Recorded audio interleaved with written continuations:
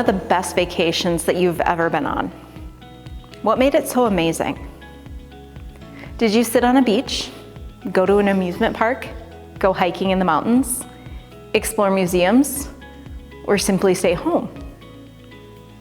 Were you alone? Were you with family? Were you with friends? Whatever the case, vacations are vital for our mental well-being. And sometimes we jokingly, or not so jokingly, say we need a vacation from our vacation when we get back, particularly if that vacation was filled with some sort of excitement. Ultimately though, the goal of vacation, wherever it is to break yourself out of your normal routine so you can find rest. In the morning, while it was still very dark, Jesus got up and went to a deserted place, and there he prayed. And Simon and his companions hunted for him. When they found him, they said, "Everyone is searching for you." Jesus answered, "Let us go on to the neighboring towns, so that I may proclaim the message there also, for that is what I came out to do." And he went throughout all Galilee, proclaiming the message in their synagogues and casting out demons. In our focus text for today, we meet Jesus at the beginning of his ministry in the book of Mark. In just 34 verses, Jesus has been baptized, he called all the disciples, he healed a man with an unclean spirit, he cast out more demons, and he healed many at Simon Peter's house, including Simon's mother-in-law. That sounds exhausting. When we catch up with Jesus at verse 35, he's gotten up early in the morning while it was still dark to go to a deserted place to pray. Makes sense, right? And Jesus needs a bit of a breather after all that healing and work that he's done.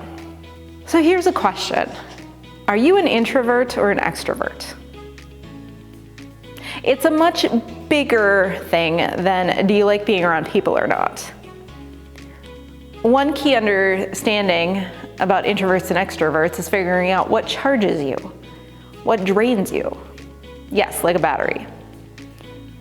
If your energy level is filled by being around people, well, more than likely you're an extrovert.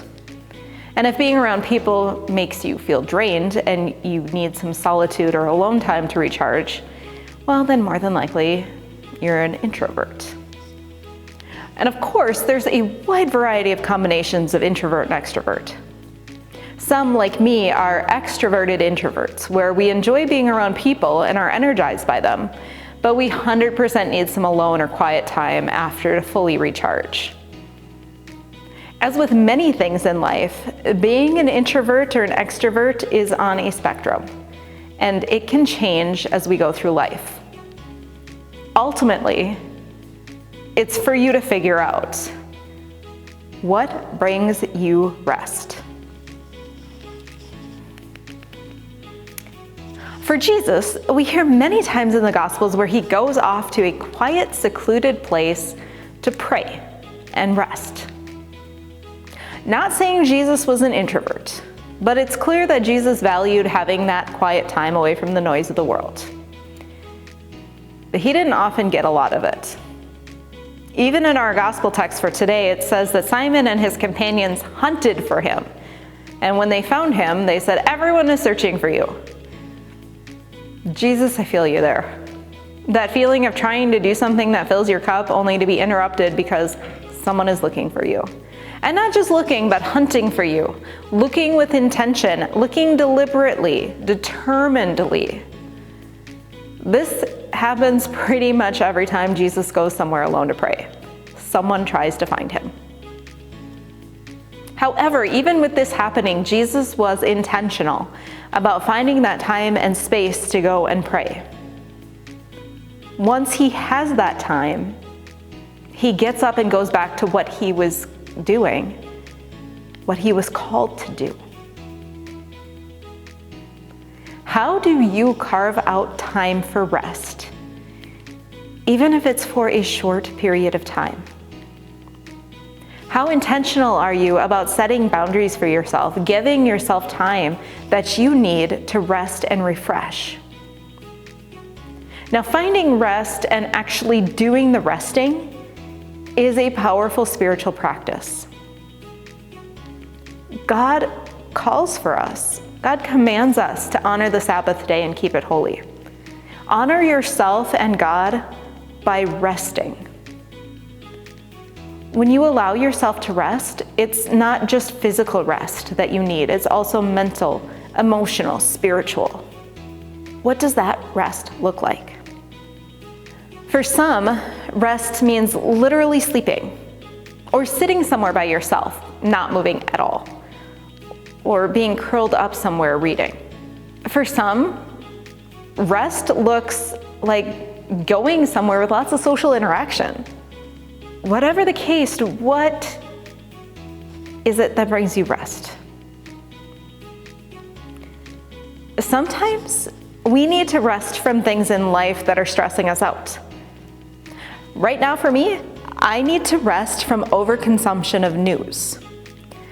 Every time I see a notification for some new dumpster fire happening in the world, it causes me stress and anxiety.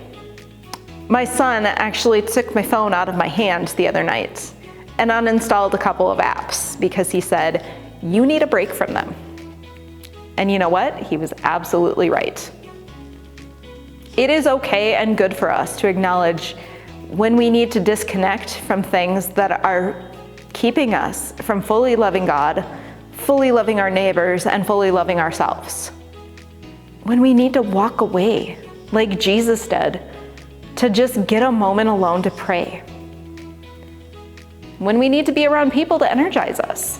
Whatever it is that fills your cup, how do you find time for it? How do you make time for it?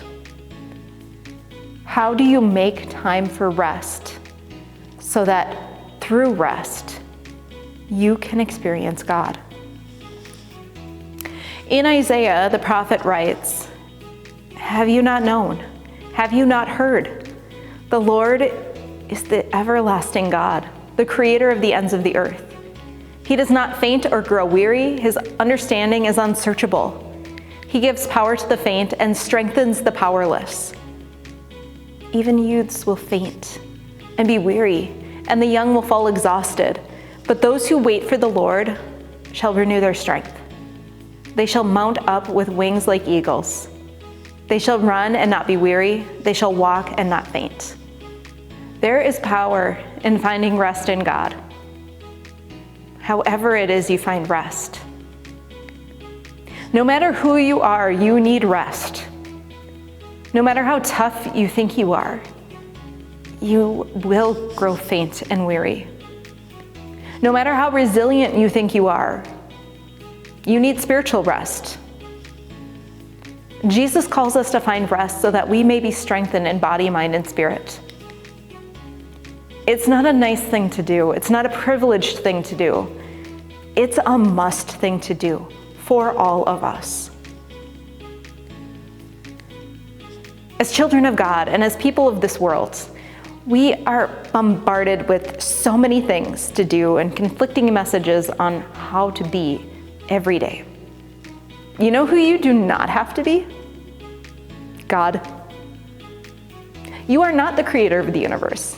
You do not need to fill your day with all of the things in order to save yourself or save others. Instead, you get to simply be. God gives power to the faint and strengthens the powerless. God renews your strength. Simply allow yourself to be. Be who you were created to be. Allow yourself to rest in whatever way you find rest. Allow your spirit to be rejuvenated. Simply allow yourself to be. And remember, if the creator of the universe could rest, so can we. We may be surprised with what we discover when we do rest. May you find rest for your soul. Amen.